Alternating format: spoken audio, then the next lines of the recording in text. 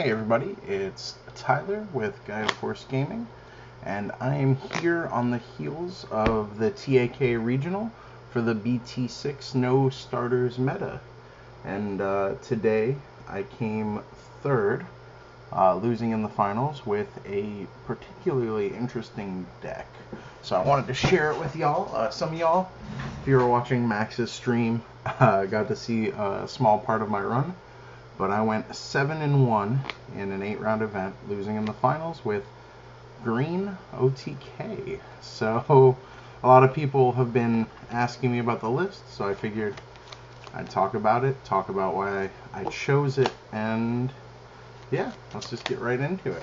So as always, we will start with the Digitama. I played 4 Yokomon, the Digiburst plus 2K egg, and 1 Minomon. The choice of the Minomon was so that my Chaosmon would be able to swing over bonds if I needed to. It just helps you hit those magic numbers in certain spots. It helps your Lila get over other 7Ks, which is a pretty common threshold for level 5s and the like. The 5th egg really could be anything. The only important one is the Yoko. But yeah, you always run 5 Aves because of Mimi as well, so don't get that idea. I played 4 Vanillas, just the 2-drop 3000s. I chose Argomon because he is the superior rookie. Goblinmon, yeah, just less powerful. Real ones know. You got 4 Jamming Palmon. She's a piece that makes the deck work, so I always run 4 of this in here. This was really helpful to choke the Vanillas, so I do suggest running 4, at least 3, if you're going to go this route. I have 2 of the starter Tento. Just helps you when you need to pass turn. If they put you at 2 and you don't have Mimi out, you can put them back at 1 and try and dig for pieces. 2 Lala to help you always have that rookie. Keep filling up your raising. 2 Terrier, super important, especially with memory boost. I know it was pre-starters, but there are like blue and security control still have memory boost, so it does come up. Those were the rookies. So I ran 14 rookies. I think that's a safe number, especially when you want to open with a rookie in green. Otherwise, you are very prone to just staying bricked the whole game. For my level 4s, I ran 4 of the blocker Kabu. It just helps you tempo up. It's a cheap Evo. Blockers, though they aren't as relevant this format, it does help to have blockers when you need to fend off them winning. Again, this is just a cheap Evo, really, with just a small upside of maybe the blocker helps. Because right now, blockers aren't super impactful in the format. We have 4 Weedmon, the best thing to evolve into. You gain a memory when you Digiburst, so if they don't have a blocker out, it helps you just make better plays, exceed tempo. He's only 4 to drop as well, which can come up if you're trying to choke them. But this is what you want to see in your stack, honestly. We have 3 Arbormons. It is Green Lobomon, and I want to say that like 90% of my games I won by just evolving Mimi into Arbormon and swinging. So this alone is the power boost the deck needs. This is 75% of the changes I made from BT5 to BT6. So, and then I ran 1 of Togomon. It is kind of a flex spot, but I do like searching the top 3 for a level 5 or higher, as green can get stuck, and this does help you unstick. 4 of Lilamon, super strong card. Just being able to Digiburst to suspend something, maintain control of the board. Also, the Inherited is cracked. It came up almost more than her actual Digiburst effect. And then, of course, you run the 5 Digizorp package just to speed out to your level 6. It's not super imperative that you Digizorp. I evolved into Blossom a lot in Raising. It is what it is. It's not the end of the world. For your level 6s, you run your combo pieces, 4 Grand Kawaga. It's what makes the OTK go. Security plus 2. Security is really safe this format. Not a lot of people are running blockers because, again, they aren't as safe as they used to be. And yeah, it swings a lot safer, especially at 13k, even without jamming. I will say I usually would only give security +1 to leave this inheritable on to rest their blocker or rest an important piece, do something like that, and then see how it happened before I evolved up into the chaos. 2 Nidhogg. I didn't think we needed 3 in this format. People do still go wide. It helps against Jessamon.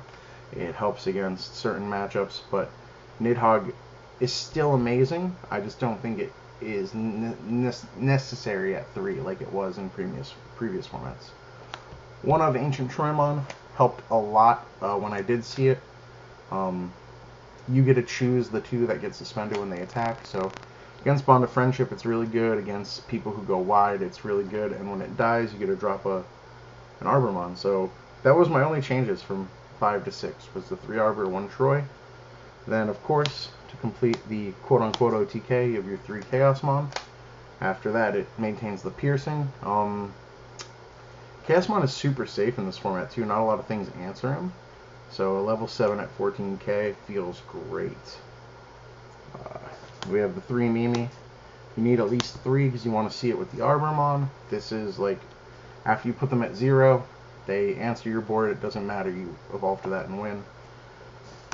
1 of Needle Spray. It only came up once, really. It's a flex spot. It could be flavor, however you like. I did think about the new Blasted Disaster in this spot, but Needle Spray just has a lot of value because it goes to your hand. And of course the HPD. So this is Green OTK. Played 8 rounds. I played 3 Bond of Friendship, 3 Three Musketeers, and 2 Security Control. In the finals, I played against Alexander. Shoutouts to him. Congrats for winning. He won with 3 Musketeers. We got a great set of 3 games. I had a little oversight. Forgot that Happy Bullet Showering was a thing because long day and just silly me. I went wide with a bunch of 2K bodies because all of these are 2K except for Arcomon, and I got punished for it. So be careful. Remember to check your opponent's trash. And yeah, I should have just evolved in the back. It just put me a couple turns behind and I struggled to keep up, and it was one of those situations where if he didn't win that turn, I was winning next turn, as a lot of games in BT6 come down to very similar situations. So I had a lot of fun all day, played a lot of really great games. I got to a lot of game 3s. Really, I chose this deck because I wanted to play something different. I already have my invite, so I wasn't taking it super seriously, but I did kind of want to show people, like on Izzy's interview and along with like Dan Vang, I'm a big proprietor that any deck can win. Like I think a lot of people are very negative towards a lot of mindsets, and I want to just help show people to keep an open mind. This format's very aggressive, and I thought that this lent itself to the format. A lot of people are like, oh, you got to play green horsey to win, green control, and it's not that good. But, I mean, I like to OTK, and I played fast. I don't think this deck struggles at all against Gabubond. I think the Musketeer matchup's pretty good. SecCon is a coin flip. It just depends on their security. But, again, if you play around what you think is going to happen, there's no real matchup where I felt like, oh, this game's unwinnable. So just don't be afraid to try things, guys. I played green. I was comfortable with green. I didn't have any time to practice. I played like 5 or 6 practice games with Dan Bang the night before. Switched out a card here or there. I think my final change was dropping the 3rd Nidhogg for the Ancient Troy, and then I didn't even play a game with testing with Ancient Troy. I just gut changed it and it felt right. So Green OTK. People said it's a tier 2, low tier 2, trash tier, and almost won the event with it. Ended up 3rd place on Breakers. I'm super happy with how it performed, how it ran. Big shout outs to Dan and Shannon and Trey, my teammates, Gaia Force Gaming. Them always hyping me up, keeping me positive. They were there for me the whole day. I did it for you, Shannon. Green Boys forever, Green Gang. Big shoutouts to Max, him and his chat hyping me up, kept messaging me all day. That was awesome.